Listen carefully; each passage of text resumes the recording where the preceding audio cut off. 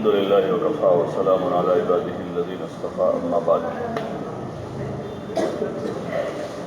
فاعوذ باللہ من الشیطان الرجیم بسم اللہ الرحمن الرحیم یا ایھا الذین آمنوا کتب علیکم الصیام کما کتب علی الذین من قبلکم لعلکم تتقون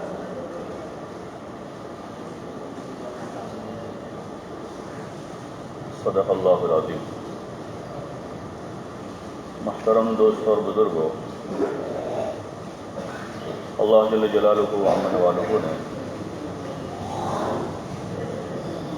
اپنی عنایات اور عطاؤں کے دروازے اپنے بندوں کے لیے بہت زیادہ کھولے ہوئے ہیں۔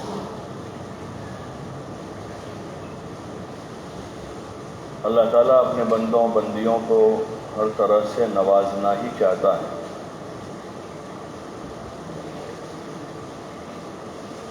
ایک جگہ کلام پاک میں ارشاد ہے ما یفعل اللہ بعذابکم ان شکرتم وآمنتم، کہ اللہ تعالیٰ تم کو عذاب دے کر کیا کرے گا اگر تم شکر گزار رہو اور ایماندار بن کے رہو۔ اللہ تعالیٰ عذاب دینا نہیں چاہتا ہے بلکہ وہ تو رحم کرنا چاہتا ہے، بڑا مہربان ہے۔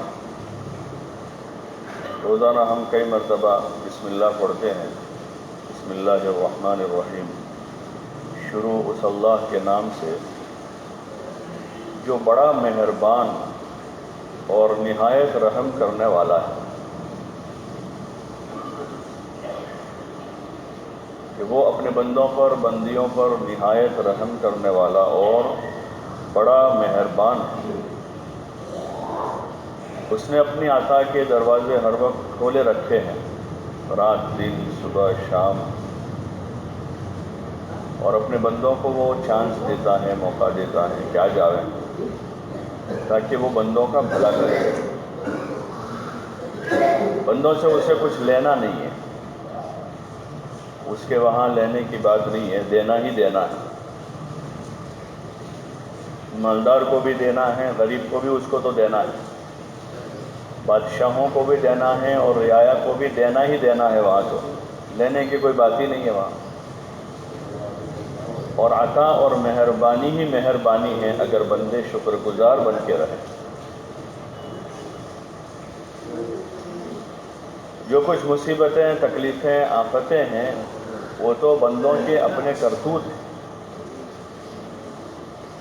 ما اصابکم من مصیبت فبما کسبت ایدیکم ویعفو عن کثیر، کہ جو کچھ تم پر آفت مصیبت تکلیف ہے وہ تو کسبت ایدیکم ہے، تمہارا ہاتھوں کا کمایا ہوا ہے۔ جو بنیادیں ہم نے ڈالی تھی اس کی یہ عمارت ہے، جو بیج ہم نے بوئے تھے اس کے یہ درخت ہیں۔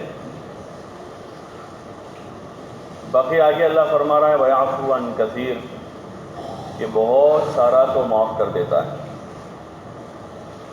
یہ جو کچھ بھی ہے وہ تھوڑے کا بدلہ ہے۔ جو کچھ حالات ہیں، تکلیفیں ہیں، مصیبتیں ہیں، وہ ہمارے کیے ہوئے بہت سارے برے کاموں کا بہت تھوڑا سا بدلہ ہے، ورنہ بہت سارا وہ معاف کر دیتا ہے۔ اور آگے بھی اس نے معافی کا دروازہ کھلا ہی رکھا ہے۔ ہر آدمی کا موت کا وقت آ جاوے، یعنی موت اس پر طاری ہو جاوے، وہاں تک انفرادی طور پر ہر آدمی کے لیے معافی کا دروازہ کھلا ہوا ہے، اور صبح قیامت تک اجتماعی طور پر پوری امت کے لیے دروازہ کھلا ہوا ہے۔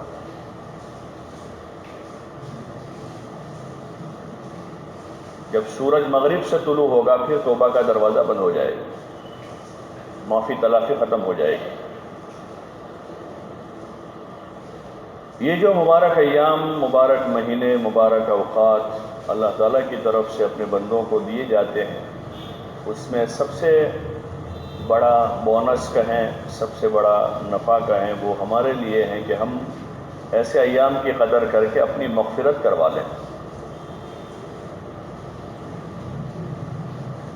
کہ جس نے اپنی مغفرت کروا لی اس نے بہت بڑی چیز حاصل کر لی. سب سے بڑا مسئلہ مغفرت کا ہی ہے.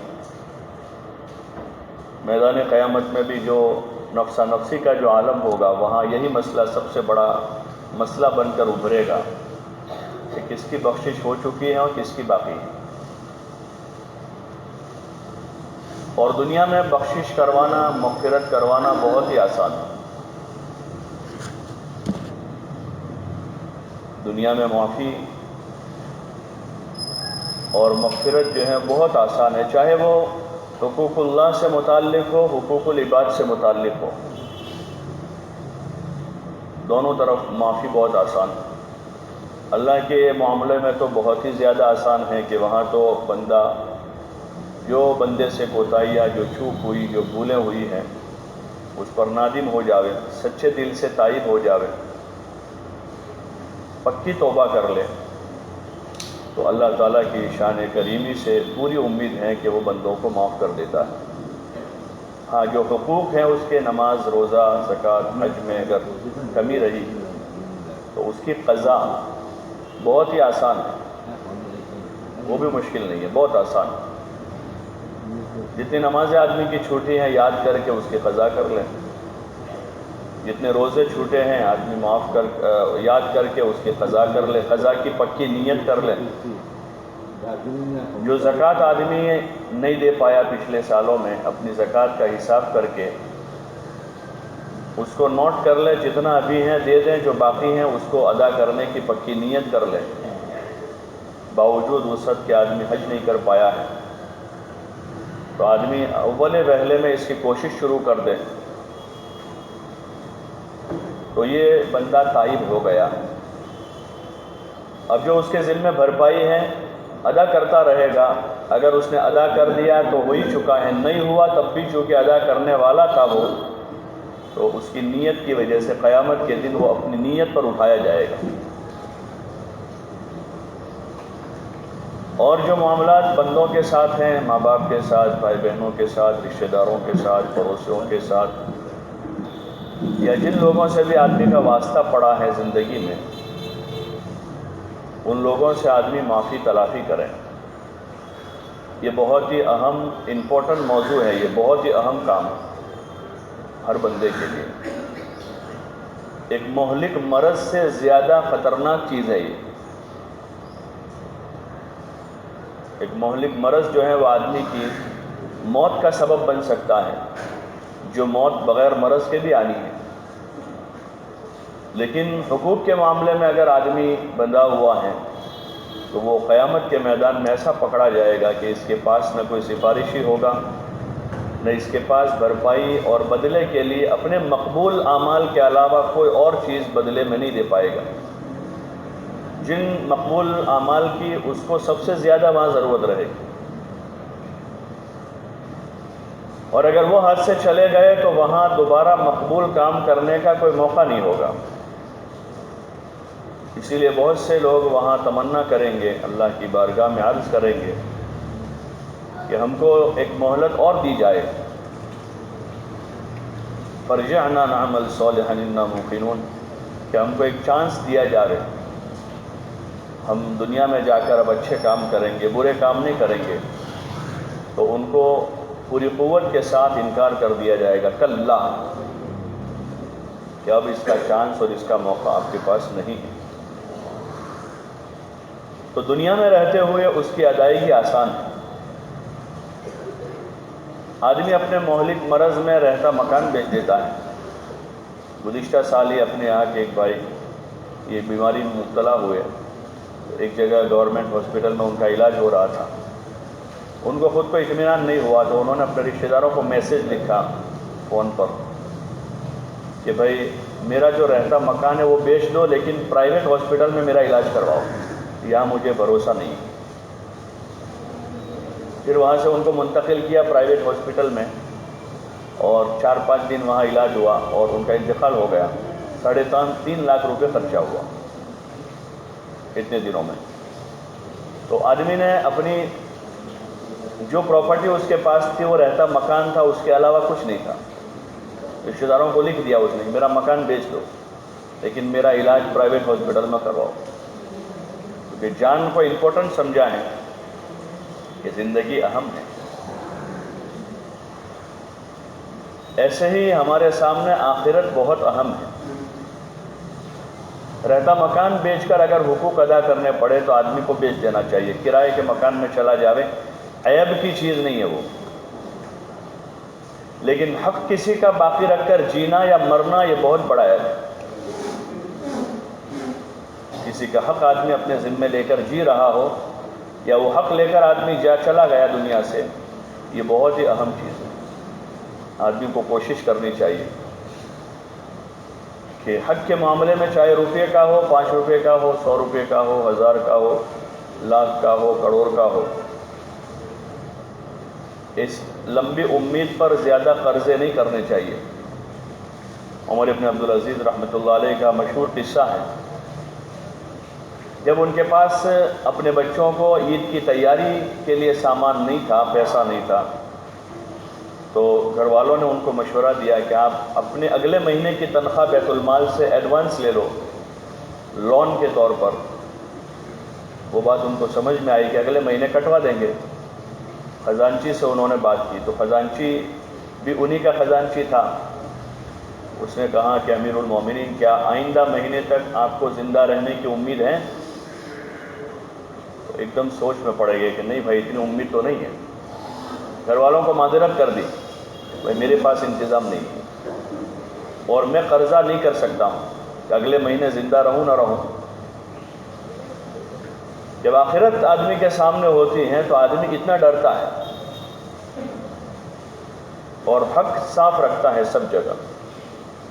حساب کلیئر، چٹھی تیار جیب میں ہی ہے پڑی ہوئی، اگر کوئی 5-25 روپے ہیں تو لکھا ہوا ہے کہ یہاں سے لینا ہے، یہاں دینا ہے۔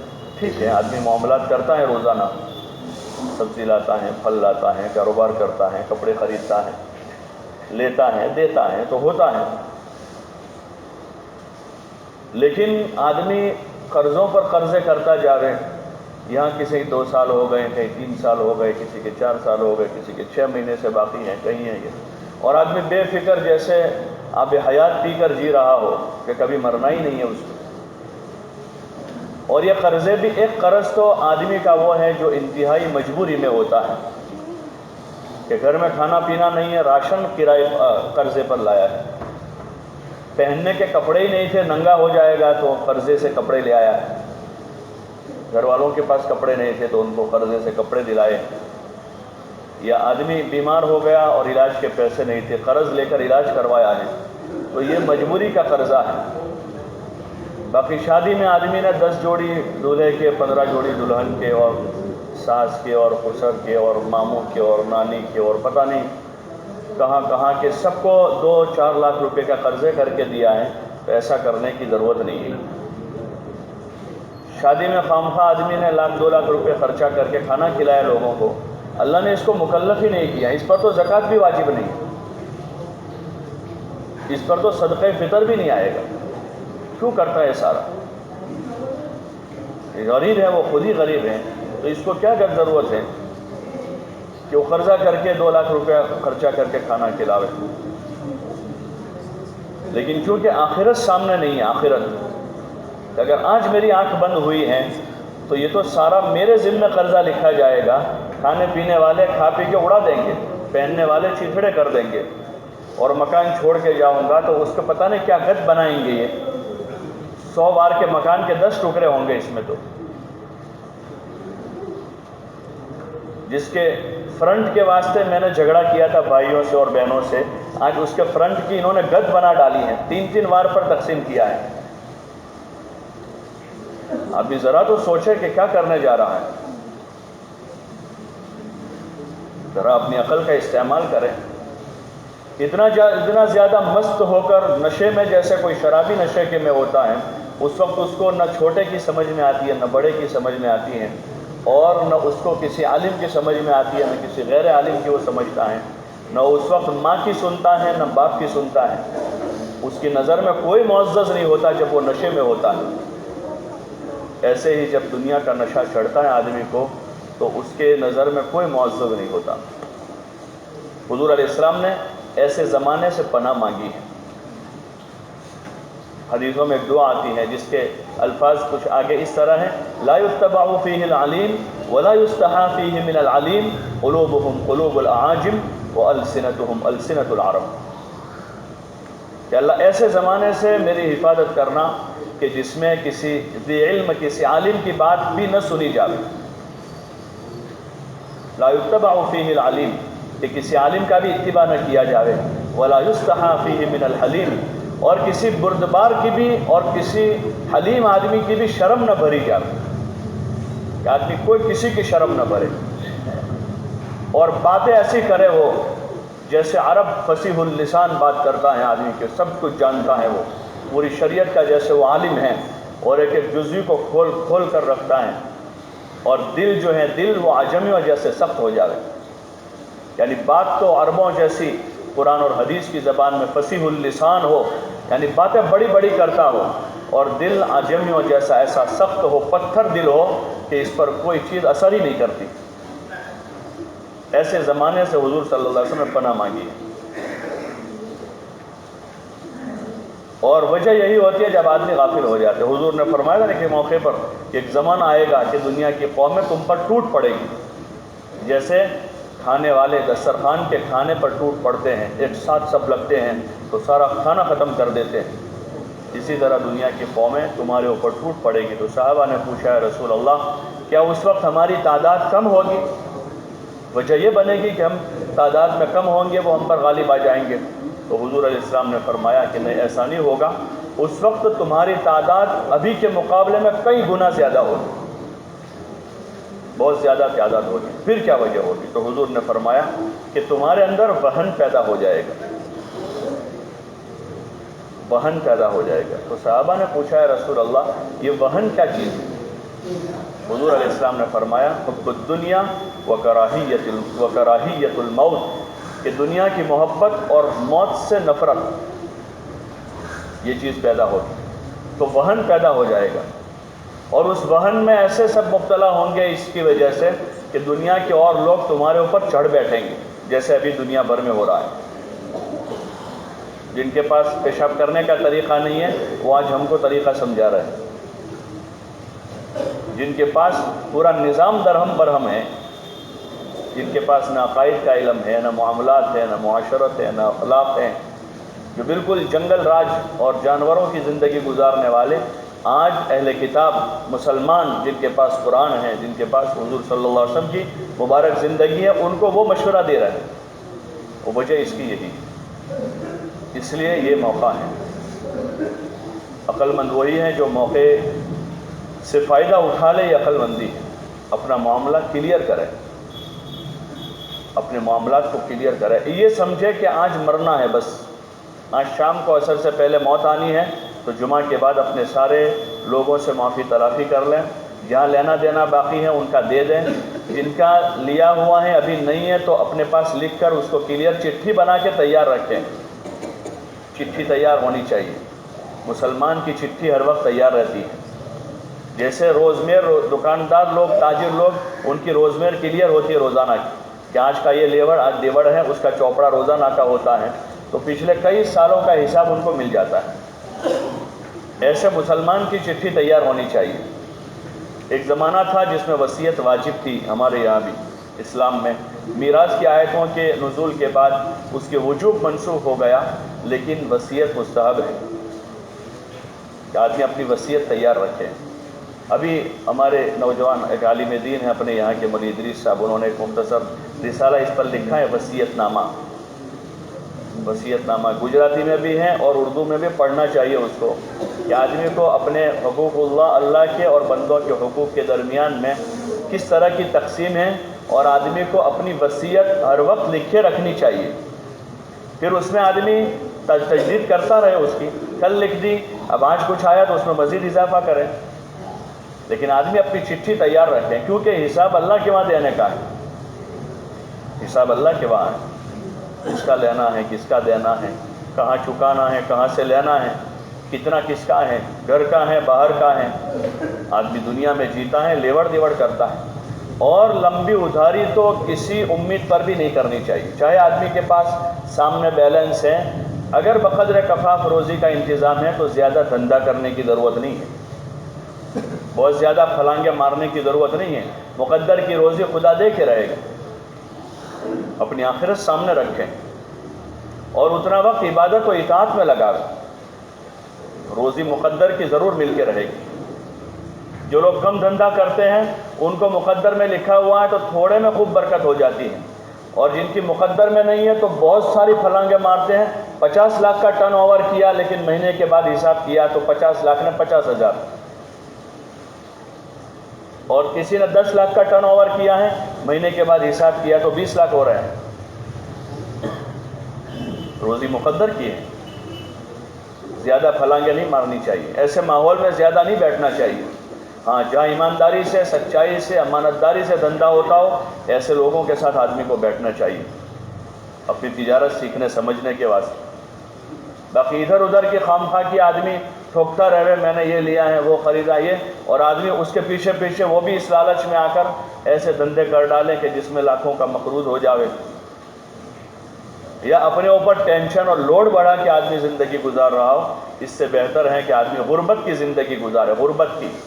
500 سال پہلے جنت میں جائیں گے، حضور نے فرمایا میری امت کے فقراء، میری امت کے مالداروں سے 500 سال پہلے جنت میں جائیں گے، لائن ان کی کلیئر ملے گی وہاں۔ عبد الرحمن ابن عوف رضی اللہ عنہ جیسے آدمی جو ہیں، حضور نے کہا کہ میں نے آپ کو دیکھا کہ بہت تاخیر سے آ رہے ہیں، کیا وجہ ہوئی؟ تو کہ حساب دینے میں مشغول رہا، حالانکہ عشرہ مبشرہ میں سے ہیں، اور جتنا کمایا اس کا اکثر حصہ اللہ کے نام پر خرچ کیا انہوں نے، اور 100% حلال کمائی کی ہے، 100% حلال، اور کمانے میں ہماری طرح دکان کھول کے بیٹھ نہیں گئے تھے، پوری زندگی دین کی خدمت میں لگائی، اور مقدر میں روزی تھی تو کماتے چلتے پھرتے بیپار کر لیتے تھے۔ ایک تاریخ کی کتاب میں پڑھا کہ عبد الرحمن ابن عوف رضی اللہ تعالیٰ عنہ کہہ رہے ہیں کہ اب تو میرے پاس وقت نہیں بچا ہے کہ میں تجارت کروں، خلافت کے امور کے مشوروں میں میرا وقت چلا جاتا ہے، تو زیادہ وقت میرا مسجد میں گزرتا ہے، لیکن استنجے کے لیے جاتا ہوں، اس زمانے میں مسجد میں تو ٹوائلٹ تھے نہیں، باہر جنگل میں جانا پڑتا تھا، تو استنجے کے لیے جاتا ہوں تو راستے میں لوگ کھڑے ہوتے ہیں، ان کو سامان بیچنا ہوتا ہے تو چلتے چلتے سودے کر لیتا ہوں، اور جب واپس آتا ہوں تو لینے والے آ جاتے ہیں، تو جاتے جاتے 2-4 لاکھ کے سودے کر لیے، اور واپس آئے استنجا کر کے تو 5-10 لاکھ کو بیچ دیا، تو استنجے میں جاتا ہوں آتا ہوں اتنے میں لاکھوں روپے کا نفع ہو جاتا ہے۔ پھر بھی کہہ رہے ہیں کہ عبد الرحمن پیچھے رہ گئے، جنہوں نے پوری زندگی لگائی تھی دین کے خاطر، لیکن وہاں حساب تو دینا ہی۔ وہ ابو الدرداء کہہ رہے ہیں کہ مسجد کے دروازے پر میری دکان ہو، مسجد کے دروازے پر 5 نمازیں باجماعت پہلی صف میں تکبیر اولیٰ کے ساتھ پڑھوں، اور روزانہ 40 اشرفیہ یا 40 درہم کہہ رہے اتنے روزانہ کی کمائی ہو، جو بڑی رقم ہے اس زمانے کے حساب سے، اور سب صدقہ کر دوں، 1 روپیہ بھی گھر نہ لے جاؤں، جو کمایا سب صدقہ کر دوں، پھر بھی مجھے یہ پسند نہیں ہے۔ تو کسی نے کہا کہ اتنی نفع کی کمائی، نمازیں ضائع نہ ہو اور اتنی نفع کی پھر بھی پسند نہیں ہے، تو کہنے لگے بھائی قیامت میں حساب تو دینا پڑے گا نا، کہاں سے کمایا کہاں خرچ کیا، کہ اس حساب کا بوجھ رہے گا۔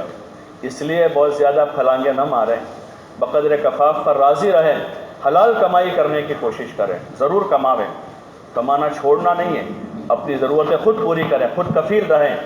وہ مسلمان افضل ہیں جو کسی کو دے رہا ہو اس مسلمان سے جو کسی سے لے رہا ہو، دینے والا افضل ہے لینے والے سے، تو ہم دینے والے بنیں گے، ہم دینے والے بنیں گے، 5-10 روپے کی کسی کی مدد کریں گے، اس کنڈیشن میں ہر وقت رہیں گے، لیکن بہت زیادہ پھلانگے نہ ماریں کہ جس میں ہماری آخرت برباد ہو جائے۔ اس لیے گزارش ہے کہ اپنے معاملات کو کلیئر کریں۔ ابتدائی رمضان ہے ابھی، اپنے گھر والوں سے بھی اللہ سے بھی، تجارتی لین دین، لیوڑ دیوڑ، قرض یا دیگر جس لائن کے جو حقوق بھائیوں بہن رشتہ دار پڑوسی آتے جاتے ہم کو پتہ نہیں ہوتا، ہم کو تو لگتا ہے کہ ہم کلیئر ہیں لیکن ہوتے نہیں ہیں۔ اس لیے جہاں بھی جس لائن سے چاہے مالی لیوڑ دیوڑ ہو، جانی لیوڑ دیوڑ ہو، شابدک لیوڑ دیوڑ ہوئی کسی سے، گالیاں دے دیا 4-5، وہ بھی لیوڑ دیوڑ ہیں، اس کا بھی چکانا پڑے گا وہاں، تو معافی تافی کر لیں سب سے، صاف صاف معافی کریں کہ بھائی میں نے آپ کو گالیاں دی تھی یا میں نے آپ کی غیبت کی تھی، چھوٹے باپ کے نہیں بن جائیں گے، ناک کٹ نہیں جائے گی، اور کٹ جاتی ہو تو کٹوا دے ایک مرتبہ، اگر کٹ جاتی ہو تو ایک بار کٹوا دیں تاکہ قیامت کے میدان میں ناک پریشان نہ کر جائے۔ اس لیے اس کی کوشش کریں کہ کہ اپنے معاملات کو کلیئر کریں، اور بہت زیادہ اللہ کی رحمتوں کے دروازے کھلے ہوئے ہیں، وہاں اس کی بارگاہ میں توبہ استغفار کر کے اس کی رحمتوں کے ہم مستحق بن جاویں۔ اللہ تعالیٰ عمل کی توفیق عطا فرمائے۔